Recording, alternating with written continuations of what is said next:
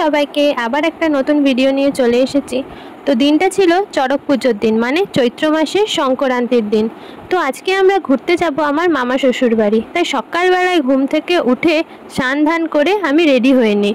তো তারপর আমাদের বাড়ির সামনে দিয়েই যাচ্ছিল হাজরা খেলা। তো সেটা দেখার জন্যই আমরা সবাই ছাদে চলে যাই।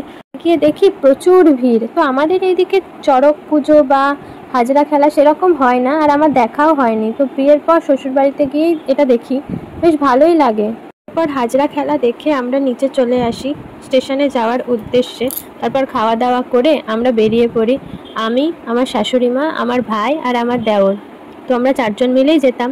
তো গল্প করতে করতে আমরা টোটো করে এসে ট্রেন পেয়েও যাই। তো তারপর ট্রেনে উঠেও পড়ি। তো ট্রেনে ওঠার পর এদের দুই কাজ, রীতিমতো এরা ফোন নিয়ে গেম খেলায় বসে গেছে, আর আমি বসে বসে বাইরের দৃশ্য দেখতে দেখতে পৌঁছে গেলাম। তো ট্রেনে উঠে দেখি আমার শাশুড়ি আম্মা ঘুমিয়ে গেছে। তো সেটাও আমি একটু তুলে নিয়েছি, যদিও এখন দেখার পর আমাকে বকবে, তো কি হয়েছে, তাও আমি তুলে নিয়েছি। তো তারপর আমি বাইরের দৃশ্য দেখতে দেখতে দেখি ভাইয়ের গেম খেলা তখনও শেষ হয়নি। যতক্ষণ ট্রেনে ছিল ততক্ষণ এরা দুজন মিলে গেম খেলেছে। এদের গেম খেলা দেখতে দেখতে আর বাইরের প্রকৃতি দেখতে দেখতে আমরা পৌঁছেও গেলাম। তারপর আমরা ট্রেন থেকে নেমে বাড়ির উদ্দেশ্যে রওনা দিই। স্টেশনটা হচ্ছে বেথুয়া ডহরি। তো যারা এখানে এসেছে সবাই জানো এখানে ফরেস্ট আছে, আর চারিদিকে সবুজ আর সবুজ। পর আমরা টোটো করে সবুজ দেখতে দেখতে আর এই পাশের ফরেস্ট দেখতে দেখতে পৌঁছে যাই দিদার বাড়িতে। দিদার বাড়িতে আমি বিয়ের পর প্রথমেই এলাম। তো চারিদিকেই কত সবুজ আর সবুজ, যেই বাড়িতেই তাকাই সেই বাড়িতেই সবুজ। তাদের সাথে গল্প করতে করতে আমি দিদার বাড়ি চলেও এসেছি। এই দিদার বাড়িতে কত গাছ, চারিদিকে রং বেরঙের ফুল আর নানান রকম গাছ, আঙুর গাছ থেকে শুরু করে সব রকমের গাছই প্রায় এখানে রয়েছে। আমার বাড়ির ভিতরে এসে দেখি পাচন রান্নার জন্য সমস্ত রকম জোগাড় তৈরি। ওইখানে নানান রকমের সবজি, শাক, ছোলা মটর থেকে শুরু করে যা যা লাগে সব আছে। কোনোদিনও পাচন খাইনি, আজকেই প্রথম খাবো। তো এই সম্বন্ধে আমার কোনো জ্ঞান নেই। তারপর দিদা দেখি গ্যাসে ধান দিয়ে খই ভাজা শুরু করে দিয়েছে। এই খইটাও একটা রিচুয়ালে লাগবে, সেটা তোমাদেরকে পরে দেখাবো কোন রিচুয়ালে লাগলো।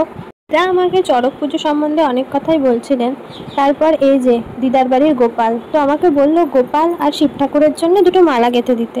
তাই আমি যেই বলা সেই কাজ, বসে যাই ফুল নিয়ে মালা গাঁথার জন্য। সবার সাথে গল্প করতে করতে আমার মালা গাঁথাও হয়ে যায়। এই যে এই দুটো মালাই আমি গেঁথেছি।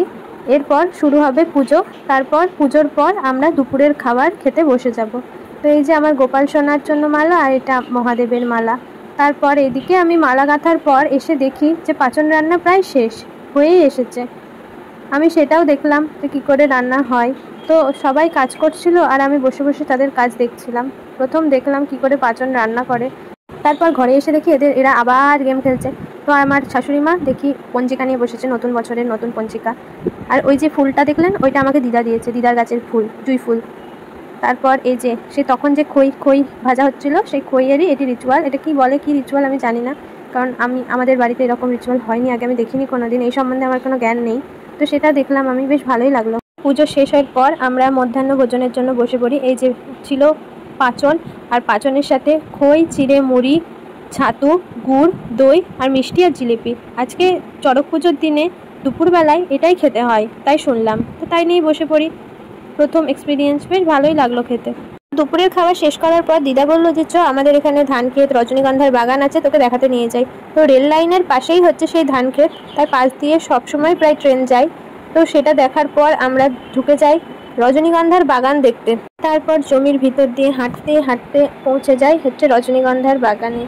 কি অপরূপ সুন্দর গন্ধ বেরোচ্ছিল চারিদিকে রজনীগন্ধার। তারপর আমরা সেখানে ঘোরাঘুরি করলাম, ধান ক্ষেত, রজনীগন্ধা, আরও অনেক রকমেরই গাছ ছিল, ভুট্টার ক্ষেতও ছিল। সেটা দেখার পর আমরা বেরিয়ে যাই। তো বেরিয়ে আসার পথে দেখি এখানে একটা মন্দির ছিল, রাধাকৃষ্ণের মন্দির। এটা দেখে আমরা বাড়ির দিকে রওনা দিই। তো দিনটাই প্রচণ্ড গরম ছিল, প্রচুর রোদের মধ্যেই আমরা যাই।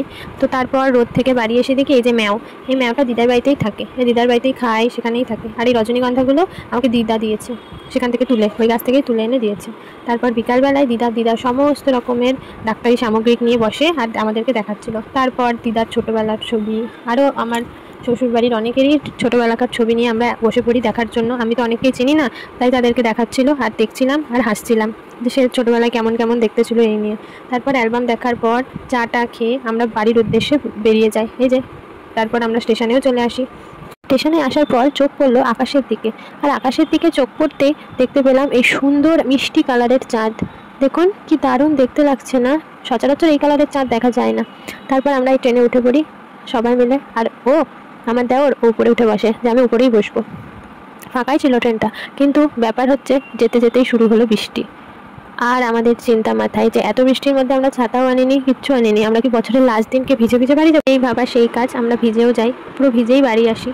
তো তারপর আর কোনো ক্লিপ নেওয়া হয়নি। তো টাটা, আবার নতুন একটা ভিডিওতে দেখা হবে। সকলে সুস্থ থাকবেন, ভালো থাকবেন।